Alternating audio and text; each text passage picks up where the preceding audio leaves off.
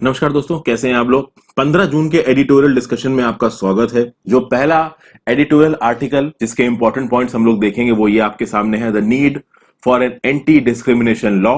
यहाँ पे देखिए सब हेडिंग क्या दे रखी है, India is unique among democracies in that a constitutional right to equality is not backed by a comprehensive legislation.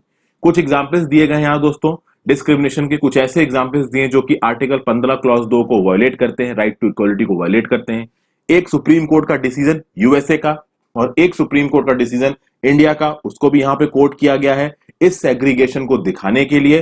तो इसको हम लोग देखेंगे। जो इंपॉर्टेंट पॉइंट्स है केवल वही बताऊंगा, वैसे तो बहुत कहानी इसमें लिखी हुई है पर पूरी कहानी पढ़ने की जरूरत नहीं है। नेक्स्ट आर्टिकल जो एडिटोरियल में आज है वो है the emergence of real Kejriwal. तो भैया दिल्ली के चीफ मिनिस्टर जी हमारे अरविंद केजरीवाल जी, पहले ये इनकम टैक्स में कमिश्नर थे, इनकी पॉलिटिकल आइडियोलॉजी को इस आर्टिकल ने बताया है। कैसे अलग अलग चीजों की तरफ पे इनका व्यू पॉइंट रहा है, जैसे सिटीजनशिप अमेंडमेंट एक्ट की तरफ पे और बाकी सेंटर की पॉलिसीज की तरफ, कोविड-19 के ट्रीटमेंट में इन्होंने क्या क्या किया। तो इनका काम करने का तरीका, इनकी पॉलिटिकल आइडियोलॉजी, इनकी थॉट प्रोसेस को इस आर्टिकल में दिखाया गया है। हमें इनके थॉट प्रोसेस को कहीं भी कोट नहीं करना है। इनके थॉट प्रोसेस को एग्जाम में मत लिखिएगा। किसी भी पॉलिटिकल पार्टी का लीडर अगर कुछ बोलता है तो कभी भी उस चीज को आप अपने एग्जाम्स के आंसर में कोट मत करिएगा। That is not a good president. Okay, तो इसलिए इस आर्टिकल को डिस्कस करना जरूरी नहीं है। आगे चलते हैं। यहां पे है नो लॉन्गर स्पेशल। इंडिया और नेपाल के टाइज के बीच में बात की गई है। यहां पे सेंट्रल गवर्नमेंट को थोड़ा सा क्रिटिसाइज किया है जिसने भी इस आर्टिकल को लिखा है। इनका यह बोलना है कि नेपाल ने इस मैप को पास करने से पहले, जो नया मैप पास किया है ना अपने सेकंड कॉन्स्टिट्यूशन अमेंडमेंट के थ्रू, उस मैप को पास करने से पहले नेपाल ने कई मोमेंट पे इंडिया से बात करने की कोशिश की है, बट इंडिया ने प्रॉपरली जवाब नहीं दिया। हमारे जो फॉरेन मिनिस्टर है एस जयशंकर जी, वो अपनी पॉलिसी में पूरी तरीके से फेल हो गए हैं। तो ये सब बातें कही गई हैं, हमारी गवर्नमेंट की थोड़ी सी बुराई करी गई है। लेकिन देखा जाए तो नेपाल के जो स्टैंड की यहां पे बात की है इस ऑथर ने, वो मेरे हिसाब से सही नहीं है, तो इसको हम लोग डिस्कस करेंगे। फिर एक या दो इंपॉर्टेंट पॉइंट्स आपको इस आर्टिकल से मिल जाएंगे बिहाइंड द कर्व। अभी देखिए क्या है कि जीएसटी कलेक्शंस बहुत बुरी तरीके से ड्रॉप हो गए हैं और जो स्टेट्स हैं वो अपना जीएसटी कंपनसेशन मांग रहे हैं। ये जीएसटी कंपनसेशन क्या होता है, कितने कलेक्शन सेंट्रल गवर्नमेंट के ड्रॉप हुए हैं, इन सब चीजों के बारे में इस आर्टिकल में कहा गया है। एक या दो इंपॉर्टेंट पॉइंट्स एग्जाम्स के पर्सपेक्टिव से उनको देखेंगे। फिर ये article making public transport safe during कोविड-19, ये मेरे ख्याल से आज का सबसे इंपॉर्टेंट आर्टिकल है दोस्तों। इसको मैं अलग से वीडियो बनाऊंगा और कोशिश करूंगा आज के आज ही आपको दोपहर या शाम तक ये वीडियो बना के दे दूं। ठीक है, बहुत जरूरी है। मेंस के पर्सपेक्टिव से भी ये टॉपिक बहुत जरूरी हो जाता है क्योंकि कोविड-19 का लॉकडाउन हट रहा है, अब पब्लिक ट्रांसपोर्ट शुरू होगा मुंबई की लोकलों में। और आप देख सकते हैं कि जो दिल्ली की मेट्रो है काफी भीड़ होती है। जो भी इन दो इलाकों पर रहा है उसको उस भीड़ का आइडिया होगा, नहीं पता है तो आप यूट्यूब में जाके देख सकते हैं। तो पब्लिक ट्रांसपोर्ट को किस तरीके से खोलना चाहिए कोविड-19 के बाद और कैसे पब्लिक ट्रांसपोर्ट को सेफ करना है, क्योंकि इंडिया की जो पॉपुलेशन डेंसिटी कुछ जगहों पे बहुत ज्यादा है और लोगों को काम करने के लिए पब्लिक ट्रांसपोर्ट की जरूरत पड़ेगी ही पड़ेगी। तो इस चीज को कैसे ओपन किया जा सकता है, ग्रेजुअली क्या क्या चीजें की जा सकती हैं, वेस्टर्न कंट्री से क्या क्या एग्जाम्पल्स लिए गए, इसको मैं अलग आर्टिकल में बताऊंगा। आज ही कोशिश करूंगा वीडियो डाल दूं। नेक्स्ट है द डाटा स्टोरी। यहां पे भाई क्या है दोस्तों कि द हिंदू जो भी अपना कोरोना वायरस के रिलेटेड नंबर्स को कोट करता है और बाकी जो सोर्सेज हैं उसके बीच में थोड़ा सा डिस्क्रिपेंसी आई, तो बहुत सारे लोगों ने हिंदू को एक मैसेज वगैरह भेजा होगा कि आपके डाटा में डिस्क्रिपेंसी है। तो यहां पे हिंदू बता रहा है कि हम अपने डाटा को किस तरीके से कंपाइल करते हैं, जरूरी नहीं है हमारे एग्जाम्स के पर्सपेक्टिव से। हाँ, डाटा कंपाइलेशन कैसे होता है कोरोना वायरस का, वो अगर आप देखना है तो आप यहाँ पे देख सकते हो, बट मुझे कुछ काम का लगा नहीं इसलिए मैंने इसको अभी इंक्लूड किया नहीं। मैं मोस्ट आर्टिकल की बात कर रहा हूँ, इंपॉर्टेंट की बात कर रहा हूँ। फिर यहां पे ये चीज बहुत इंपॉर्टेंट हो जाती है दोस्तों हमारे एथिक्स जीएस पेपर 4 के कंपैरिजन में। Silence of the stars, Bollywood has never been the conscious keeper of the country save for a few isolated attempts.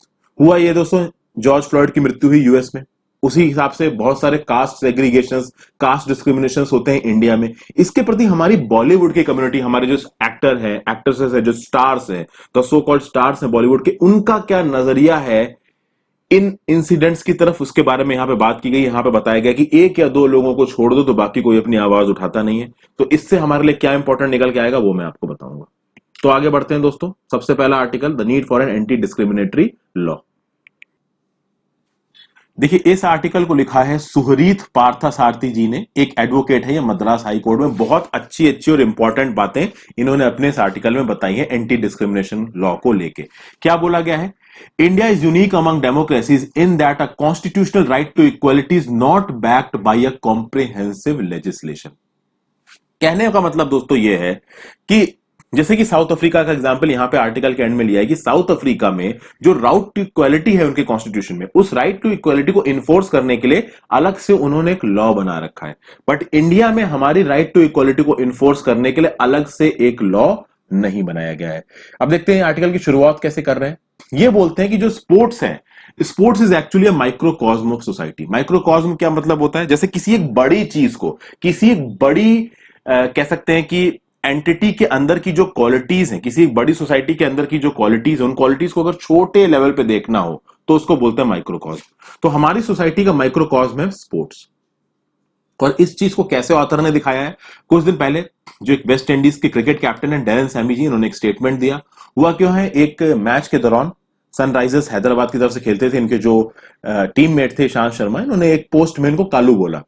तो उस चीज को उन्होंने अभी पॉइंट आउट किया डैरेन सैमी ने बोला कि जब मैंने पहले उस पोस्ट को देखा था तो मैं इसका मतलब नहीं जानता था, बाद में मुझे मतलब पता चला तो बहुत बुरा लगा, और अभी जब ये जॉर्ज फ्लॉयड वाला केस सामने आया तो डैरेन सैमी ने इस बात को आगे उठाया। और यहां पे ऑथर इस चीज को बता के ये बोलने की कोशिश कर रहा है कि जिस तरीके से हमारी सोसाइटीज में इनइक्वालिटी, उस तरीके से हमारे स्पोर्ट्स नाम के गेम में भी इनइक्वालिटी आ गई। तो स्पोर्ट जिसको हम लोग एक लेवलर बोलते हैं, एक इक्वल, कहते हैं ना, एक इक्वल प्लेटफॉर्म पे लाने वाला एक प्लेटफॉर्म देखते हैं कि जहां पे सब लोग इक्वली कंपीट करते हैं, वहां पे भी बहुत सारी एंडेमिक इनइक्वालिटीज हैं। ये यहां पे बताया है ऑथर ने। और ऑथर बोल रहा है कि ये जो प्रेजुडाइसेस हम देखते हैं, ये प्रेजुडाइसेस दोस्तों हर जगह है, हर एस्पेक्ट ऑफ लाइफ में प्रेजेंट है, चाहे वो बेसिक गुड्स हो, चाहे एजुकेशन हो, चाहे एम्प्लॉयमेंट हो, हर जगह ये डिस्क्रिमिनेशन हमारे सामने सोसाइटी में आता है। जैसे इरफान पठान जी की भी यहां पे बात की गई है। इरफान पठान जी ने मतलब कुछ ऐसे स्टेटमेंट्स दिए थे, ठीक है। हुआ ये क्या दोस्तों कि जो अभिनव मुकुंद है, अभी मैं इरफान पठान से अलग होकर बात कर रहा हूं, अभिनव मुकुंद साउथ इंडिया के प्लेयर है। तो कहा जाता है कि जब भी ये लोग मैदान में खेलते हैं तो साउथ इंडियन होने पे, जब ये किसी नॉर्थ इंडिया के मैदान पे खोलते हैं तो इन पे कमेंट पढ़ते हैं। इरफान पठान ने भी कुछ रिलीजन से रिलेटेड स्टेटमेंट्स दे दिए, उसके चक्कर में उनको बहुत ज्यादा बैकलैश झेलना पड़ा। तो यहां पे ये सब बातें करी जा रही हैं कि देखिए ये जो डिस्क्रिमिनेशन है ये हर फील्ड में है, चाहे काम की चीज हो, चाहे एसेंशियल कमोडिटीज हो, चाहे एजुकेशन हो, एम्प्लॉयमेंट हो, कोई भी चीज हो। और देखिए कभी कभी ये डिस्क्रिमिनेशन डायरेक्ट होता है, कभी कभी ये इनडायरेक्ट होता है, और कभी कभी अनइंटेंडेड भी होता है। बट ये अनइंटेंडेड वाला डिस्क्रिमिनेशन भी खतरनाक है, परनीशियस है। आप कह सकते हो कि ईशांत शर्मा ने जो ये कालू स्टेटमेंट लिखा था, हो सकता है कि वो अनइंटेंडेड हो, but that discrimination was also not good. Discrimination का एक एग्जाम्पल देते हुए यहां पे इन्होंने केस के बारे में बताया है, जो कि है US supreme court's ruling in Griggs versus Duke Power Company 1971। क्या हुआ दोस्तों?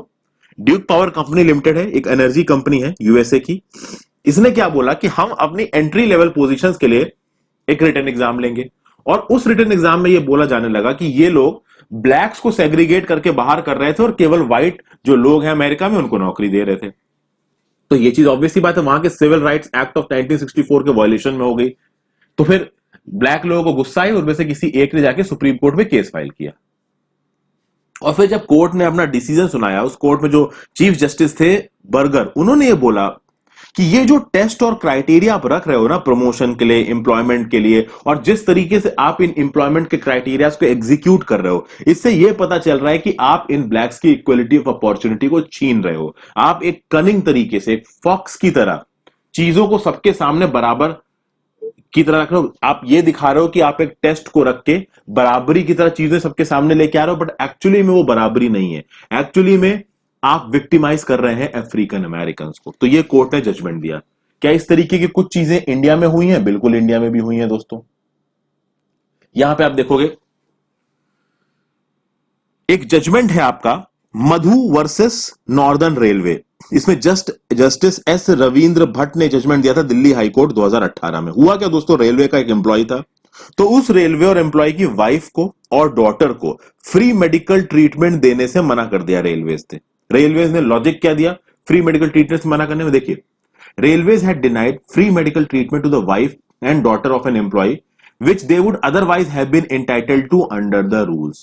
रेलवे ने मना करते हुए कहा क्या कि इस रेलवे के एम्प्लॉय ने अपनी फैमिली को डिसोन कर दिया है और अपनी फैमिली का नाम अपने मेडिकल कार्ड से हटा दिया है, तो उसको एसेंशियल बेनिफिट्स नहीं मिल सकते। यहां पे कोर्ट ने लॉजिक दिया कि भाई ये क्या बात हो गई, डिसोन कर दिया है।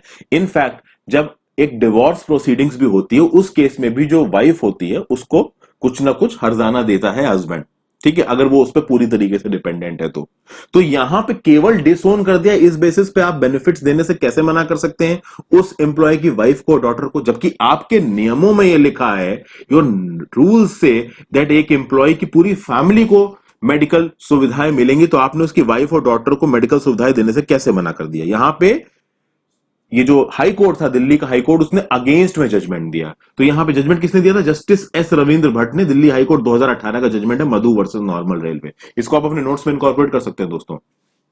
तो अभी ये जो ग्रिग्स वर्सेस, ये जो मैंने यहां पे बताया है आपको, this US supreme court ruling in Griggs versus Duke Power Company limited 1971, और ये दिल्ली हाई कोर्ट का जजमेंट है 2018 का, Madhu versus normal railway, northern railway. इसको आप अपने नोट्स में इनकॉर्पोरेट कर सकते हो दोस्तों, ठीक है। जहां पे भी सोशल इक्वालिटी से रिलेटेड चीजें आती हैं, जहां पे भी रेशियलिज्म से भी रिलेटेड, इक्वालिटी से रिलेटेड चीजें आती हैं, वहां पे आप ये सब चीजें कोट कर सकते हो। अच्छा, यूपीएससी मेंस में आपको ये चीजें कहां काम आएंगी? तो यूपीएससी मेंस में दोस्तों जीएस पेपर 1 के अंदर सोसाइटी एक सब हेड है, तो सोसाइटी में रेशियल डिस्क्रिमिनेशन, सोशल इक्वालिटी, उसमें ये चीज आ जाएगी। प्लस जीएस पेपर 4 में भी ये चीज आपको मदद करेगी, ठीक है।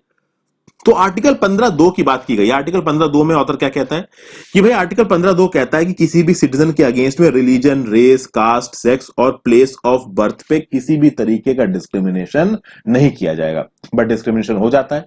एक और केस को यहां कोर्ट किया गया, सुप्रीम कोर्ट ने रूलिंग दी थी 2005 में। केस था Zoroastrian cooperative housing society versus district registrar cooperative society urban and others.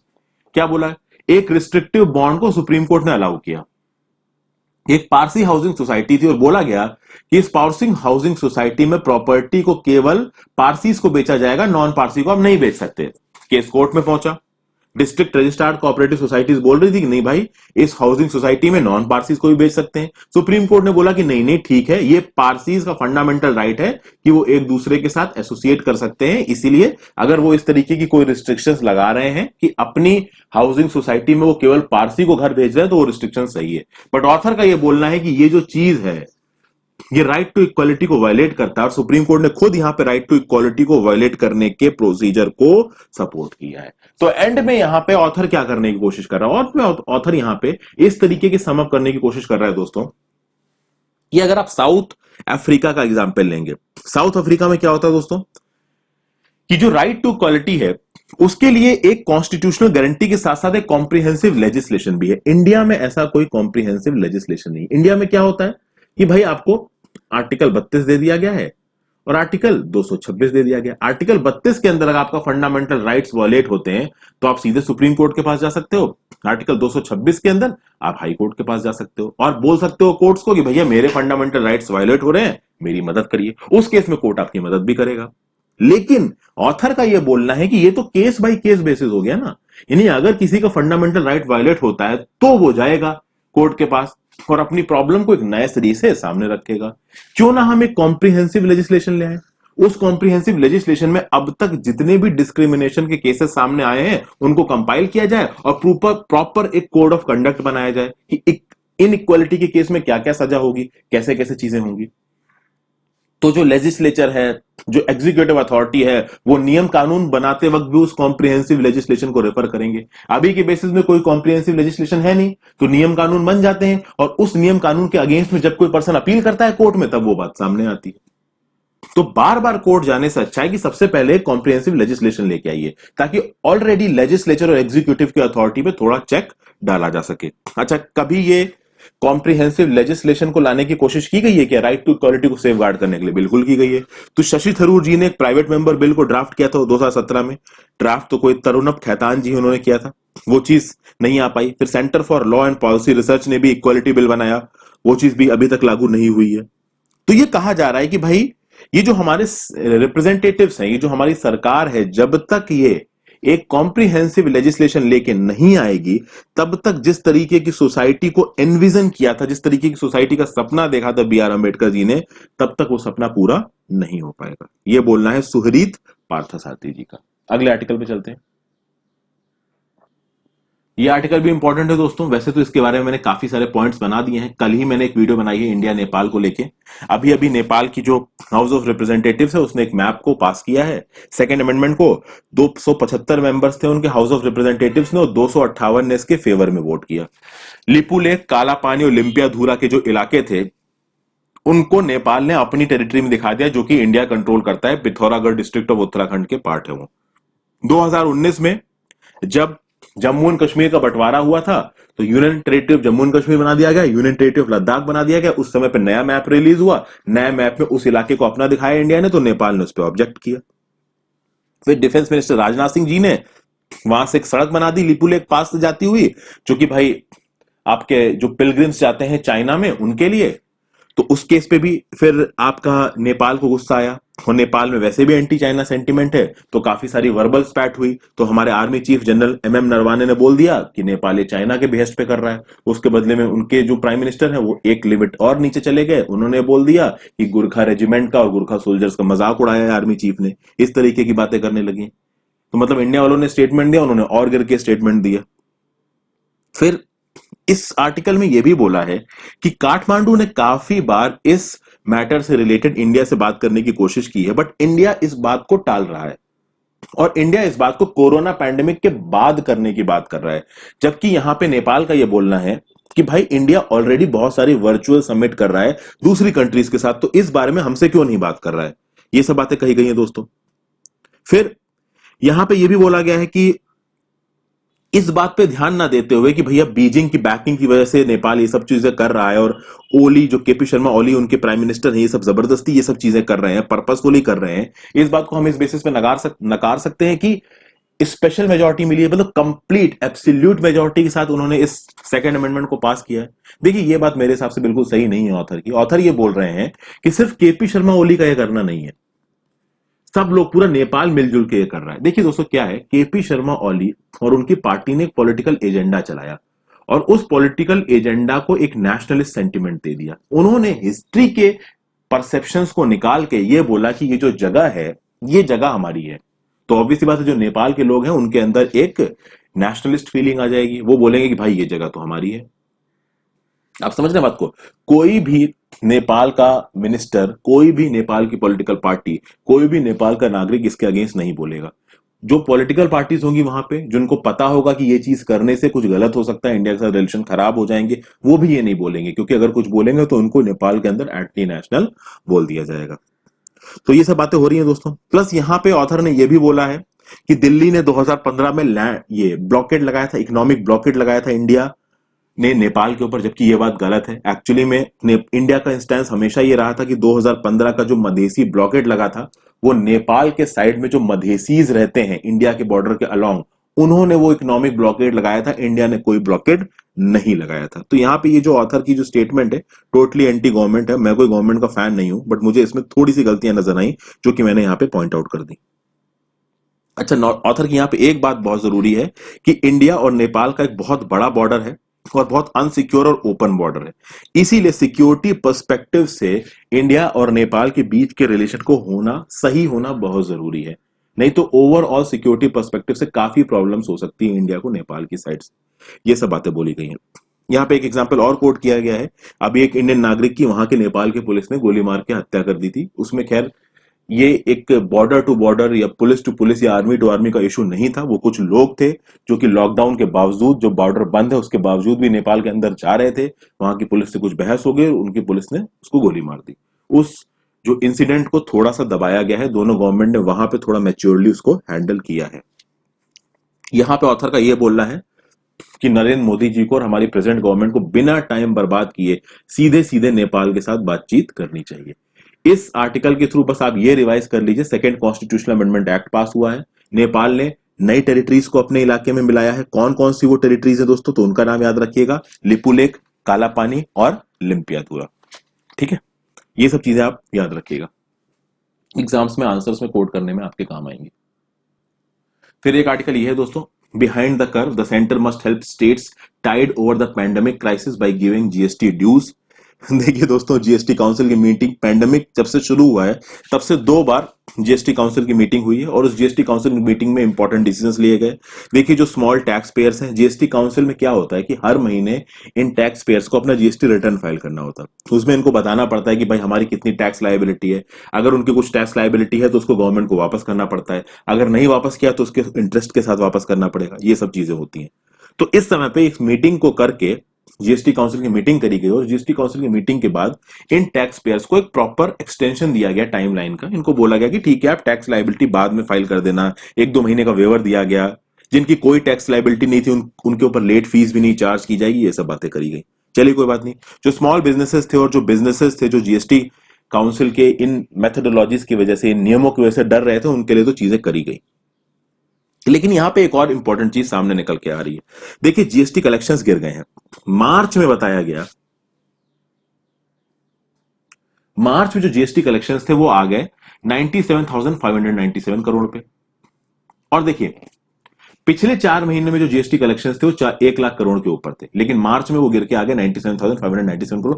जबकि पूरे मार्च में दोस्तों वो कोविड 19 का इंडिया में उतना इंपैक्ट आया भी नहीं था। कोविड 19 का इंपैक्ट सबसे तगड़ा आया अप्रैल और मई में, तब भी मार्च में कलेक्शंस गिरे हैं दोस्तों। ठीक है, अप्रैल और मई के फिगर्स आपके जुलाई में आएंगे।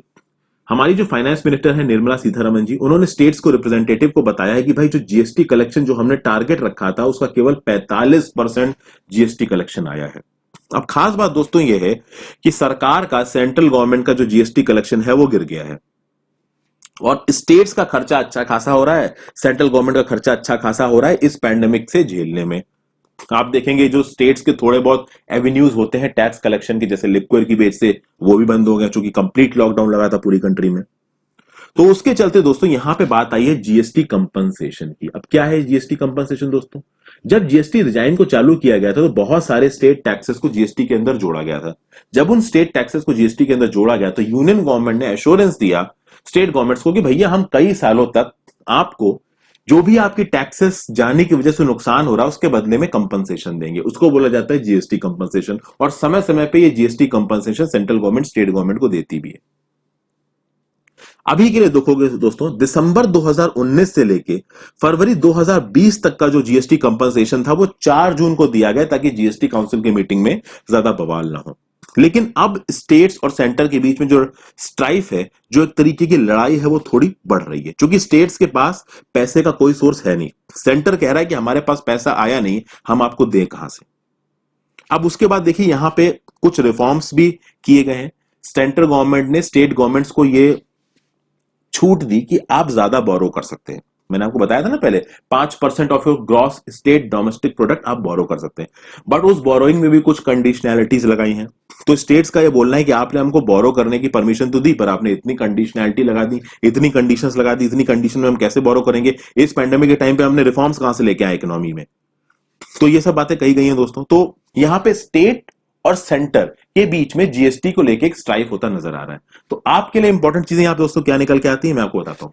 सबसे पहले मार्च के जीएसटी कलेक्शंस के फिगर को लिख लीजिए और उसको कंपेयर करके बताइएगा किसी भी आंसर में कि 1 लाख करोड़ हो रहे थे 4 महीने में, पिछले 4 महीने में, यानी कि मार्च से ये लास्ट के नवंबर, दिसंबर, जनवरी, फरवरी। उसके बाद जो जीएसटी कंपनसेशन है इसको रिलीज करने में सेंट्रल गवर्नमेंट थोड़ा समय लगा रहा है। सेंट्रल गवर्नमेंट खुद बोल रहा है कि उसका जो इनडायरेक्ट जीएसटी का जो टारगेट था वो केवल 45% मीट हुआ है। ओके, उसके बाद जो सेंट्रल गवर्नमेंट ने स्टेट गवर्नमेंट्स को बोरो करने की आजादी दी थी 5% तक, 3.5% से बढ़ा के जो 5% की थी ये आजादी, इसके अंदर भी बहुत सारे रिस्ट्रिक्शंस लगाए हैं सेंटर ने स्टेट गवर्नमेंट के ऊपर, जिसके चलते स्टेट्स नाराज है कि भाई इतने रिस्ट्रिक्शंस और इतने रिफॉर्म्स इस पैंडेमिक के समय हम कहां से लेके आए। तो ये सब बातें इस आर्टिकल में कही गई हैं दोस्तों। आगे चलते हैं। अगला आर्टिकल है आपका साइलेंस ऑफ द स्टार्स। क्या बोलता है साइलेंस ऑफ द स्टार्स? देखिए यहां पे बॉलीवुड की बात की गई है दोस्तों। यहां पे देखिए क्या बोला है, Bollywood has never been the conscious keeper of the country save for a few isolated attempts. इसको कुणाल रे जी ने लिखा है। ये लिटरेरी और कल्चरल स्टडीज पढ़ाते हैं फ्लेम यूनिवर्सिटी पुणे में। तो यहां पे बात की गई दोस्तों कि यूएसए में जॉर्ज फ्लॉयड की मृत्यु हुई। जॉर्ज फ्लॉयड की मृत्यु के बाद जब हमारी बॉलीवुड कम्युनिटी से ये चीजें पूछी गई कि भाई आपका क्या कहना है इस इंसिडेंट को लेके, तो हमारे बॉलीवुड की तरफ से कुछ खास रिस्पॉन्स आया नहीं। यहाँ पे ऑथर को बोलना था कि कई सारे लोगों को तो पता नहीं था और कई सारे लोग बोलने में ज्यादा इंटरेस्टेड नहीं थे। उसको यहाँ पे चीजों से भी सामने दिखाया गया दोस्तों कि कास्ट बेस्ड क्राइम भी जब इंडिया में होते हैं, जब मेट्रोपॉलिटन सिटीज में होते हैं और जब उनके बारे में भी जब सिनेमा से पूछा जाता है, तो भाई सिनेमा में सीधे सीधे कोई एक्टर इनके बारे में बात नहीं करता है। हाँ, फिल्मों में इनके बारे में जरूर दिखाया जाता है, बट सीधे सीधे बात नहीं की जाती है। तो कुल मिला के यहां पे ये बताया गया दोस्तों कि जो हमारी बॉलीवुड की फ्रेटर्निटी है, जो हमारी बॉलीवुड की कम्युनिटी है, वो बहुत ज्यादा इन्वॉल्व नहीं है इस तरीके के मैटर्स में, इस तरीके के सोशल इश्यूज में। डेली के बेसिस पे कास्ट एट्रोसिटीज की खबर आती है पूरी दुनिया से। फिर सिटीजनशिप अमेंडमेंट एक्ट पास हुआ, नेशनल रजिस्टर ऑफ सिटीजन्स पास हुआ। इस नेशनल रजिस्टर ऑफ सिटीजन्स और सिटीजनशिप अमेंडमेंट एक्ट ने भी हमारे बॉलीवुड सेलिब्रिटीज ने ज्यादा कुछ नहीं बोला। वो वोकल नहीं थे, वो थोड़ा स्केपिस्ट एटीट्यूड था उनका, इसके बारे में वो ज्यादा बोलना नहीं चाहते थे। बहुत कम लोग हैं हमारे बॉलीवुड फ्रेटर्निटी से जो कि सामने आए और उन्होंने आके अपनी राय दी। आप इस कम का एग्जाम्पल यही दे सकते हैं कि जेएनयू प्रोटेस्ट में दीपिका पादुकोण ने कहीं एक दो बार, अनुपम खेर जी ने अपनी राय दी है, बट इसके अलावा बाकी सारे लोग, ये सब मैं खुद बता रहा हूं आपको दोस्तों, यहाँ पे आर्टिकल में इन सेलिब्रिटीज के नाम नहीं लिखे हुए हैं। अब ऑथर ने ये बात की है कि भाई ये बॉलीवुड के जो सेलिब्रिटीज हैं, जो कि लोगों की लाइफ में इतनी इंपॉर्टेंस रखते हैं और लोगों के सेलिब्रिटीज हैं और लोग इनको फॉलो करते हैं और इतनी सारी जो चीजें हैं, उसके बाद भी ये अपनी राय नहीं दे रहे हैं, तो इनकी यूटिलिटी क्या है। तो यहां पे एक बॉलीवुड एक्टर की कन्वर्सेशन की बात की गई है, वहां पे उस बॉलीवुड एक्टर का नाम नहीं दिया गया। उस बॉलीवुड एक्टर ने यह बोला कि जब कोई फिल्म रिलीज होती है तो बहुत सारा पैसा होता है स्टेक पे। तो जब वो पैसा स्टेक पे होता है, जब कॉमर्स स्टेक पे होता है, तो उस केस में जो एक्टर्स होते हैं वो ज्यादा अपने स्टेटमेंट्स नहीं देते हैं, क्योंकि अगर वो ज्यादा स्टेटमेंट्स दे देंगे तो उनकी जो फिल्म की परफॉर्मेंस है उस पर इफेक्ट आ भी सकता है। ये सब बातें बोली गई। तो यहां पे ऑथर का ये बोलना है कि इन बॉलीवुड के स्टार्स को इतना ज्यादा वैल्यू देने की जरूरत क्या है, जबकि इनके कॉन्शियस में कंट्री से रिलेटेड कोई चीज है ही नहीं। जब भी सोशल कोई इवेंट होता है, जब भी पॉलिटिकल कोई इवेंट होता है जिसके बड़े सोशियो इकोनॉमिक इंपैक्ट्स होते हैं, ये बॉलीवुड सेलिब्रिटी शांत रहते हैं, ये कुछ भी नहीं बोलते हैं। इनको सिर्फ अपने कॉमर्स से मतलब है, इनकी पिक्चरें चल रही हैं इस बात से मतलब है। तो जब इनको हमारी सोसाइटी में होने वाली किसी चीज से मतलब नहीं है, तो इतना बड़ा इनको सेलिब्रिटी स्टेटस क्यों दिया गया है, इतना इनको यूथ आइकन क्यों माना जाता है। तो यहां पे आप कह सकते हैं कि एक तरीके से बॉलीवुड की कम्युनिटी को यहां पे क्रिटिसाइज किया है ऑथर ने। और फाइनली दोस्तों हम लोग बात करेंगे यहां पे making public transport safe during कोविड-19। इसके ऊपर मैंने अलग से वीडियो बना रहा हूं, शाम तक आपको वो वीडियो मिल जाएगी। तो अभी के लिए जो एडिटोरियल डिस्कशन है दोस्तों, ये मैं खत्म करता हूं। आई होप आपको कुछ सीखने को मिला होगा। वीडियो अच्छी लगी हो तो शेयर कर दीजिए। अगर आपको लगता है कि मैं कुछ पॉइंट्स छोड़ रहा हूं, जल्दी चीजों को बता रहा हूं, तो नीचे कमेंट में जरूर बताएं। Thank you for watching, have a great day.